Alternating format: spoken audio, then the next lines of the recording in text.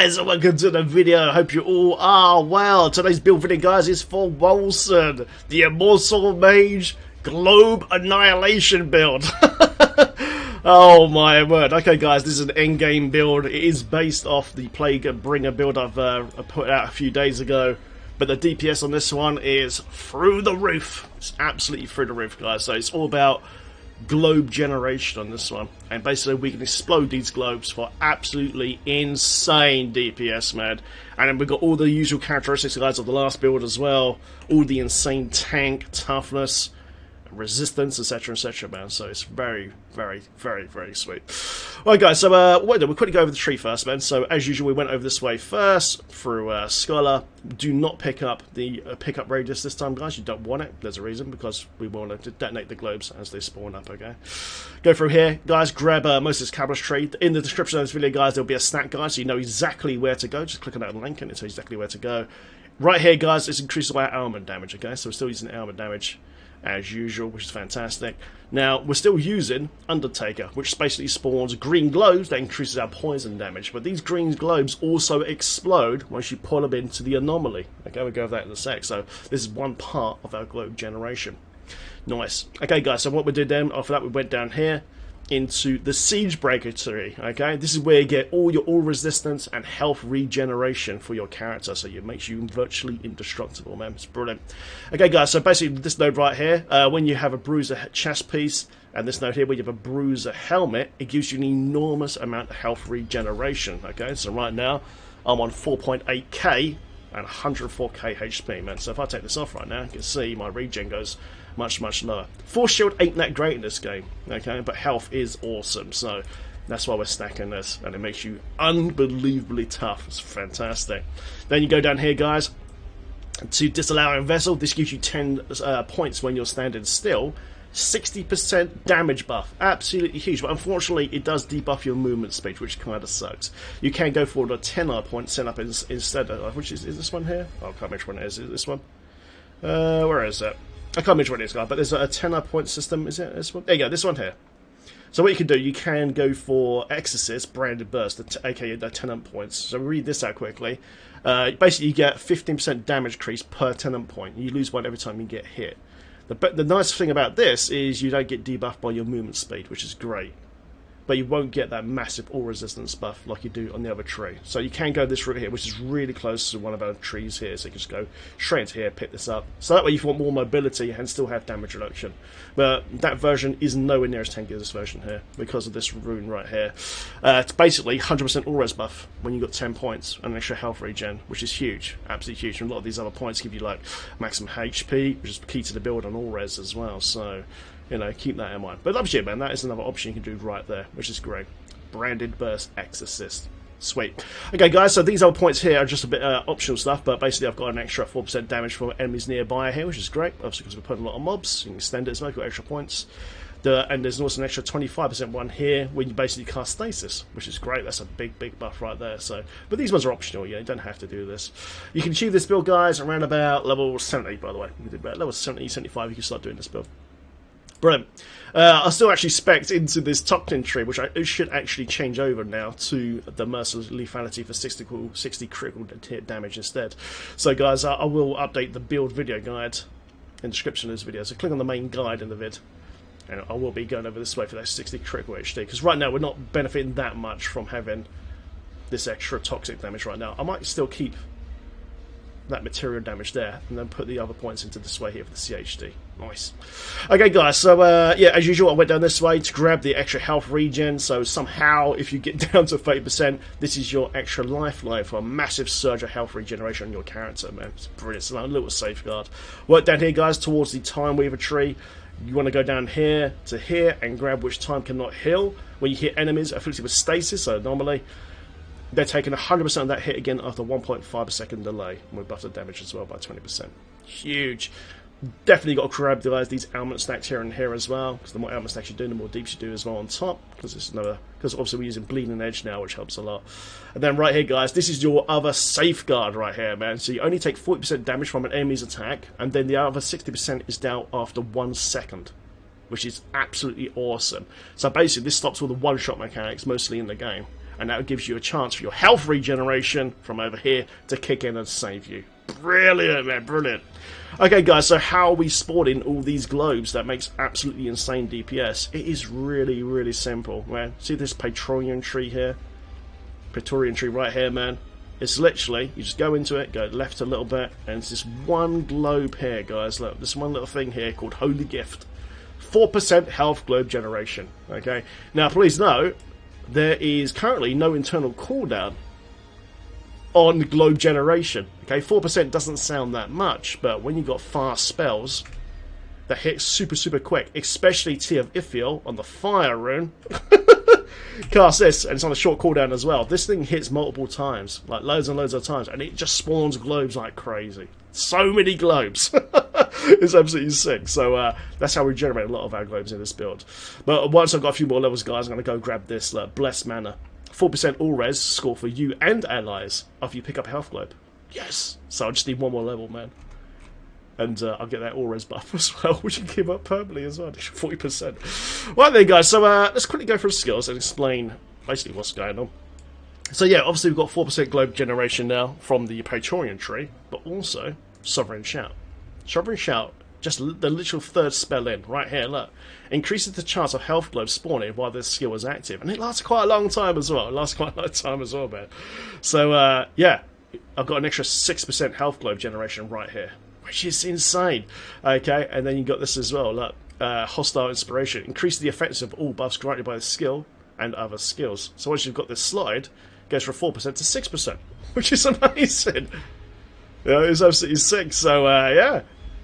And also you get extra weakness stacks as well, more rage gem, which is always good as well, because that way you can really spam that X, man, really spam that X. It's like super, super quick, bit crit.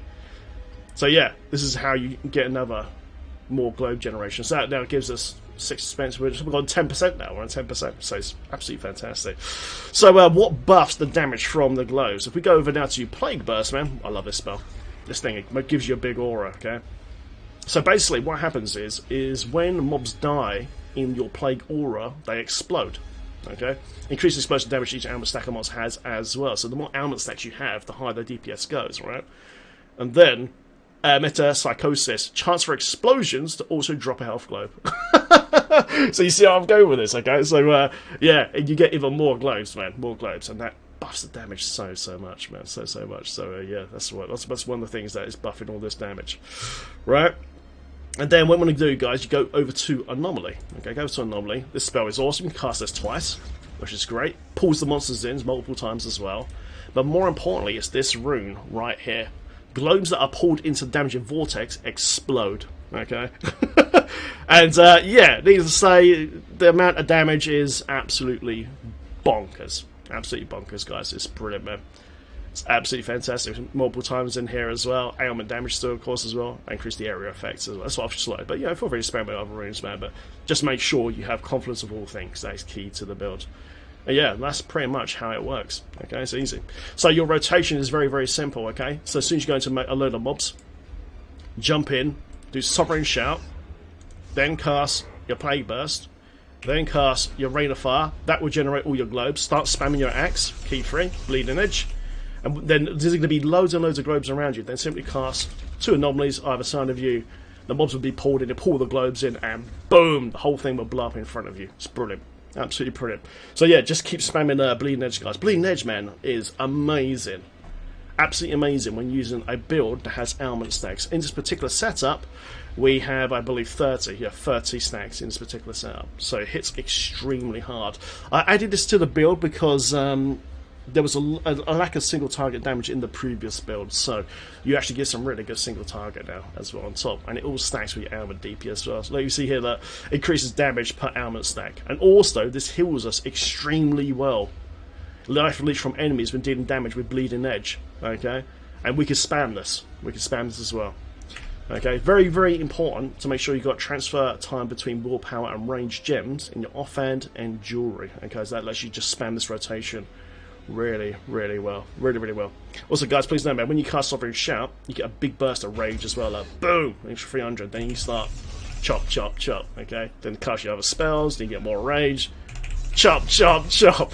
And this thing wrecks. It absolutely wrecks. Right, guys, so, yeah, shall we show this in action? We'll show this in action in just a sec. Let's quickly go over the stats, though. So, yeah, 100k health, guys. We've got enormous amount of health because we're just stacking nothing but toughness in the build. Huge regen rate from the thing there as well. Our resistance types are absolutely massive as well. You can see how much resistance we've got. And as I move, you can see it's dropping. That's why we're using Aether Teleport to get around, okay? It's because I want to keep these points, preferably at 10, okay? Which use Willpower Potion. To be honest, I should drop my Health Potion because I just don't use it. I'm going to use the Willpower Potion. Yeah, that's why we use the Aether Teleport. Alright, guys, so, yeah, we'll show this in action. Here we go, man. Watch this. This is crazy. Okay, guys, so this was my first run on Ascended. So basically level 160. Level 160. Here we go, man. Here we go. So yeah, guys, just teleport around. What you want to do, you want to round up as many mobs as possible. As many mobs as possible, okay? Many as possible, man. Round them up, just run around, teleport around. Don't worry, remember, you got tons of toughness, all rares, health regen, all that. Nothing's really going to touch you that badly. Always stop at the big dudes, okay? So yeah, drop your Sovereign Shout, then hit your Plague Burst, and you see all the globes! Then once you've got a load of globes like that, guys, just cast Anomaly. Anomaly will suck in the globes and the target enemy, and make all those explosions go off, and boom, like a boss. Like a boss, guys, and the whole screen will explode. It's a very, very efficient way of going through the game. So yeah, guys, you can definitely go in-game with this, man. You better go all the way to the end of this one. And yeah, we've got all the safeguard of the usual build from the Plague Lord build, like from previous guys. Got that massive health regen, and yeah, all the resistance, tough, and all this and all that sort of stuff. We've got way, way better single target damage now, and of course, AoE damage is through the roof, man. And we're still doing all that really lovely element damage. So not alignment, element damage, guys. I always get told off in the comment section again. Element damage, guys. So tons and tons and tons of DOTs going off as well. We've got everything, basically. We've got pretty much everything. It's a jack of all trades, and my god, yeah, it's tanky as hell, man. And the DPS, I can't wait to see this go off right here, man. There we go. Get to the big boys. Sovereign Shout, Plague Burst, start spamming the axe, hit your Ithios small globes, and then right click Anomaly and just drag everything in. Now please note, guys, one bad thing about this build is the noise. It's kind of a noisy build, man, and also it does tend to lag a little bit as well, man. It does seem to lag a little bit as well, sometimes, man. Sometimes. But yeah, I absolutely love this build. It's, yeah, I've been absolutely smashing the game, man. My increase on what the runs I can do now has just gone through the roof. Even with that really bad setup you get, guys, with that knight and you summon those two healers, that little boss fight, even that one, I can absolutely smash those dudes now. Absolutely smash those dudes. Now, guys, remember, man, as you're casting Bleeding Edge, man, that axe that's spinning around our head, that's healingless on every hit as well. Every hit. So on the previous build version of this, I was using Liver Mortis, the Golem Pit, for the 20% damage reduction, which is great, don't get wrong, man, but I've now replaced that with Bleeding Edge. And as you can see, man, it's just slicing through all the bombs. So fantastic. So yeah, guys, in your gems in your gear, man, make sure you got a transfer time decrease between willpower and rage in all your rings and your offhand, okay? Now, that will just give you more than enough power and rage to do everything, man. You see, that was the lag I was saying you about. See how long it took for me to pick up that offering shrine? It's a little bit laggy. But yeah, like I said earlier, guys, if you're not a fan of the debuff movement speed on the on that tree, you can go for the teleport sap instead, which will give you a lot more movement, but you won't be nowhere near as tanky as we are right here. Look at those globes, man! Look. You can just drag them into the target, or normally, look, just suck them in. Suck him in, look, boom, and he's dead. And he's dead, man.